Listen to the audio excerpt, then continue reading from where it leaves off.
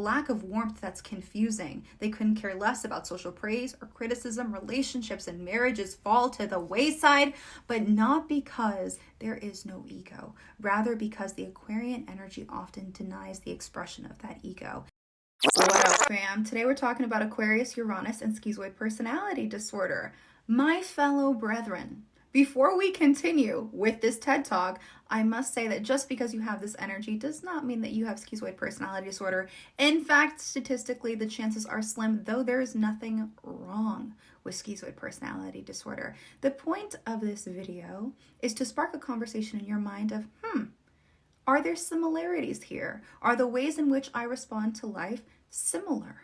How does that inhibit my ability to show up fully, wholly in this world? Is there an opportunity for me to balance out my energy through understanding this personality disorder more intimately? So what is schizoid personality disorder? It is essentially a condition where you have little, well, really no interest in social interactions and relationships, but more on that later. Let's start off really simple. Step one, how are these two tied together? One thing I love about Uranian Aquarian types is our capacity to see how all the current realities are but transitional states in an ever unfolding universal process. There is this tendency to find safety in the broadest perspective possible with these people. And this is mirrored back in development collectively in the attitudes of people who are 65 to 77 years old, where they've lived a life, they can see beyond material success and have adapted a holistic view on the experiences they've had over time. There's wisdom, there's enlightenment with Aquarians and Uranians, and maybe more so an ability for breakthroughs that support a more inclusive awareness.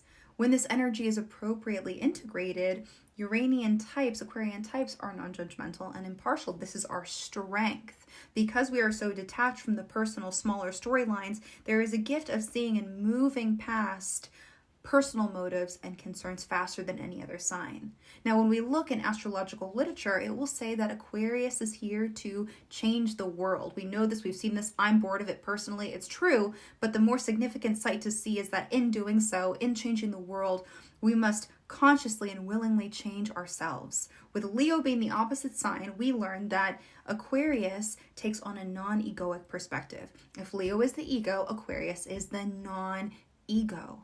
There is no fixed character or identity because the energy itself stands as a steward of inevitable change, Aquarian energy. And this is the entrance to schizoid personality disorder. With Aquarius, there is a deep understanding that life is ever changing. And at the same time comes this inability, or at least strong resistance, to create an identity, because our identity is going to change. But the identity of a person is what enables us to center and orient our inner being with respect to our place in the outer world. Because Aquarius fails to take interest in building a fixed personality, the ego is constantly de-emphasized, causing an identity crisis or disorder. Anything requiring a concrete opinion around self-image, long-term goals, career choice, friendship patterns, moral values, religious affiliations, group loyalties is hard for an Aquarius. It's hard if any decision is ever really made. This is a disorder of will. Aquarius, when underdeveloped, does not have a core from which it can refer back to when faced with the larger questions.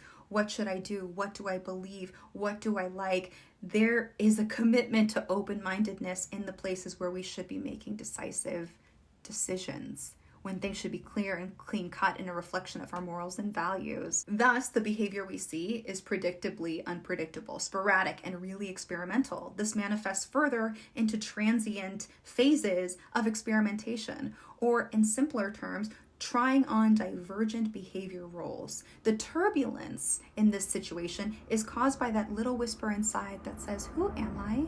In its most extreme expression, we have schizoid personality disorder, a personality disorder characterized by one's inability to form personal relationships. There is an obvious disinterest in involving oneself with other people. She proudly marches to the beat of her own drum. She's content being the black sheep, the misfit. They're often cold and aloof, but passionately dedicated to their interests and hobbies.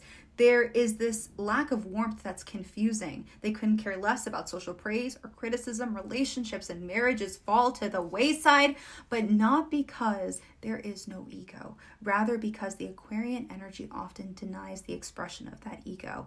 And we cannot express or seek validation for or change or advocate for something that we do not consciously feel or see. This is the balancing act for Aquarius. If you struggle with this dilemma, your goal is to look to Leo, to find joy in being a human as well as a humanitarian.